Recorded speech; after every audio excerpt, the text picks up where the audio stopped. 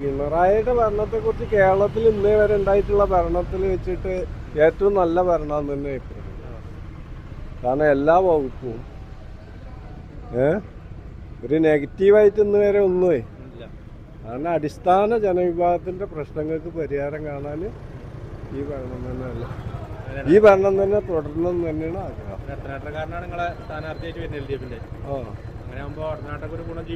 അത് ഈ സ്ഥാനാർത്ഥി ഏതായാലും ഇടതുപക്ഷം ആയാൽ മതി, നല്ല വ്യക്തികളും ആവണം. CPI ഇതിലിടക്കോടെ ജയിച്ചിരിക്കണം. ജോസ് ബേബി വെച്ചു. ഇപ്പോഴും ജോസ് ബേബി കടമുട്ടാൻ ജോസ് ബേബി സംസ്കൃതം തന്നെ ഉള്ളു പോലെ. വേറെ ആരാ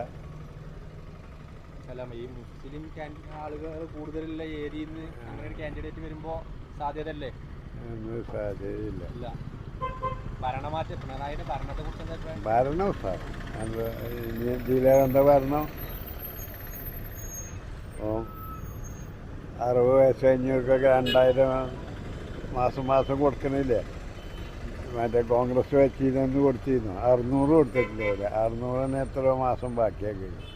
ഇതിപ്പോൾ മാസം 2000 മാസം തികഞ്ഞ് 25 ഡേറ്റ് ഉണ്ടായി കായോടെ ഭരണം സാർ. കാരണം ഈ ഒരു 10 കൊല്ലം കൂടി ഒരു വരച്ചാലും കുഴപ്പമൊന്നുമില്ല. അത് എല്ലാവരും ഇതാകണം. ഇടതുവശം വരട്ടെ, എന്നാലേ വികസനം ഉണ്ടാവും. ജനക്ഷേമം ഉണ്ട്. പെൻഷൻ ഇപ്പൊ ലോട്ടറിക്ക് ഇതില്ലാറും അത് എടുക്കാതിരുന്നാൽ മതി, എന്നാ പ്രശ്നമില്ലല്ലോ. നിർബന്ധിക്കണില്ലല്ലോ ആരും. വീട് നികുതി, കറണ്ട് ബില്ല് അതൊക്കെ കാലാകാലങ്ങളായിട്ട് കൂടി വരുന്നതല്ലേ. പെൻഷൻ കിട്ടണൊക്കെ ഉണ്ട്.